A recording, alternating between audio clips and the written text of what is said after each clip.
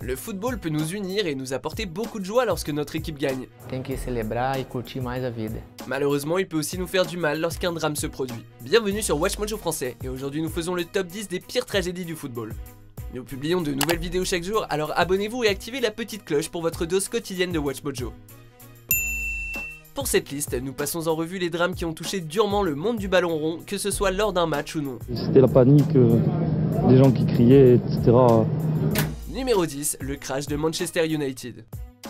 L'avion reste de loin le moyen de transport le plus sûr du monde, malheureusement les accidents sont souvent mortels. Le 6 février 1958, Manchester United revient d'un match disputé en Yougoslavie pour la Coupe d'Europe. Celui-ci s'est terminé par un match nul qui les qualifiait en demi-finale. Malheureusement ils ne pourront jamais la disputer car leur avion se crache au décollage après une escale à Munich. Manchester, from the moment the news came through, was a city in mourning. Le bilan est catastrophique. 21 morts, dont 8 joueurs de l'équipe. Même le président du club meurt sur le coup. 10 ans plus tard, Man U gagnera un titre européen avec 2 rescapés du crash dans son effectif. But Busby's crowning achievement came in 1968 when his Manchester United side, captained by Bobby Charlton, beat Benfica 4-1 after extra time at Wembley to finally lift the European Cup. Numéro 9, le drame de Furiani. Furiani, près de Bastia, est le théâtre d'un drame sans précédent pour le football français. Le 7 mai 1992, le SC Bastia et l'Olympique de Marseille s'affrontent en Coupe de France à Armand Cesari. Cependant, le match n'aura jamais lieu car un accident grave survient. Le haut de la tribune nord, sorte d'échafaudage installé à la va-vite, s'effondre. Les spectateurs qui avaient pris place dans les gradins sont victimes d'une terrible chute. 5 à 8 secondes de chute tout au plus et l'horreur. La tribune s'est coupée en deux. Le bilan est désastreux, 18 morts et plus de 2300 blessés. Comme François Mitterrand l'a dit à l'époque, toute la France est solidaire de cette tragédie que nous n'oublierons jamais. Si ça peut aider, moralement, tant mieux. Numéro 8, le crash du Torino. Retournons dans le temps, peu après la Seconde Guerre mondiale, en 1949. Cette année-là, le club italien du Torino subit un terrible crash d'avion.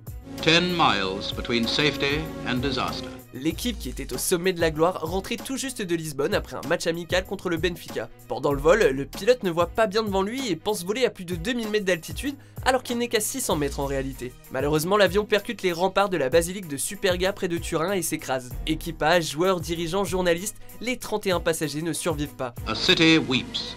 It mourns more than a football team, for the Torino was part of their life. Un puissant hommage sera rendu à Turin avec près d'1 million de personnes dans les rues. Numéro 7, la tragédie du Stade National du Guatemala.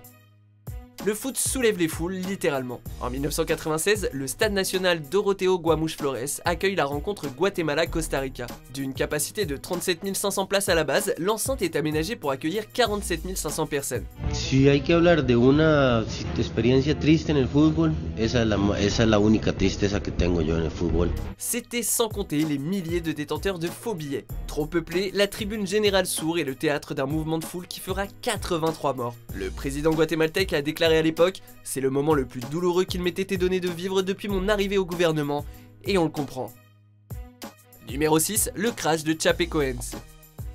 Une autre formation a été victime des aléas du ciel en novembre 2016. Il s'agit de l'équipe brésilienne de Chapecoense. L'avion s'est crashé à cause d'un manque de carburant qui a entraîné une panne moteur et une coupure d'électricité. Un plan de vol avec une étape de ravitaillement a été rejeté juste avant le départ. Dans tous les cas, le bilan est affreux et s'élève à 71 morts, dont 19 joueurs. Mas como eu te falei, não cabe a mim julgar ninguém. Só espero que a justiça realmente seja feita. Une tragédie pour ce club grandissant qui s'apprêtait à jouer la finale de la Copa Sudamericana, un trophée qui leur sera décerné à la demande de leur adversaire. Numéro 5, le drame du Heysel. Vous voyez, les secouristes manquent de civières, ils sont obligés d'utiliser des barrières nadars. Le 29 mai 1985 restera pour toujours une date sombre pour le football européen. C'est ce jour qu'a lieu une tragédie au stade belge du Heysel, désormais renommé Stade Roi-Baudouin. Le match doit opposer les Reds de Liverpool à la Juventus de Turin. Un bel affrontement en perspective. Seulement, les supporters anglais dans les gradins se mettent à charger violemment en direction des fans italiens. La panique s'ensuit et c'est le drame sous les yeux d'une police inerte. Les conséquences sont désastreuses, plusieurs centaines de blessés et 39 morts. Reconciliation was not a priority. Revenge was. Un drame qui reflète malheureusement la violence des hooligans de l'époque. Numéro 4, les affrontements de Port Saïd.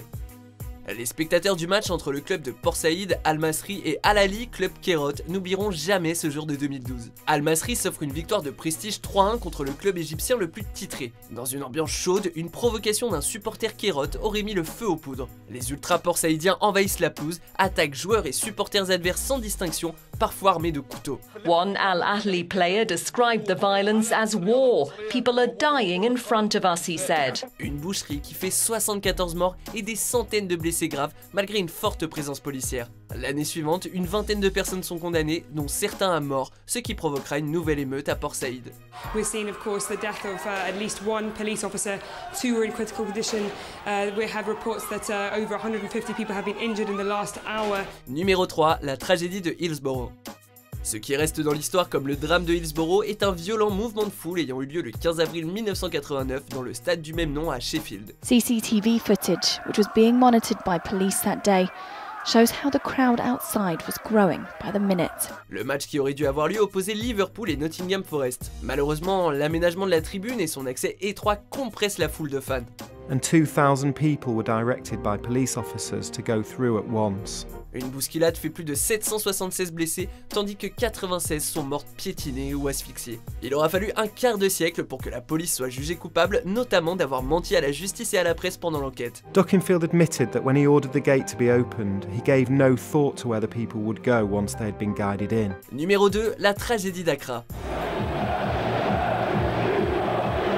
C'est au Ghana que survient ce drame le 9 mai 2001, plus précisément au stade de la ville d'Accra. Lors du sommet entre les Hearts of Oak et l'Asante Kotoko, les supporters de cette dernière n'ont pas supporté voir leur équipe rejointe au score puis dépassée sur un but qu'ils considéraient litigieux. We have the victory, but we didn't got the celebration. Ils ont protesté en balançant des pétards et des sièges sur le terrain.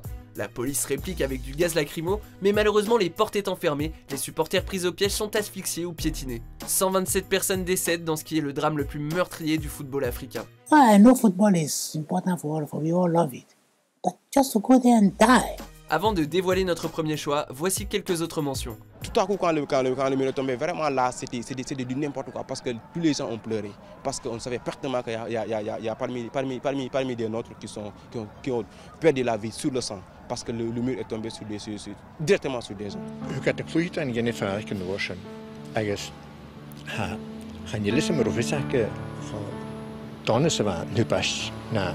The Soviet media called it an accident in which some were injured.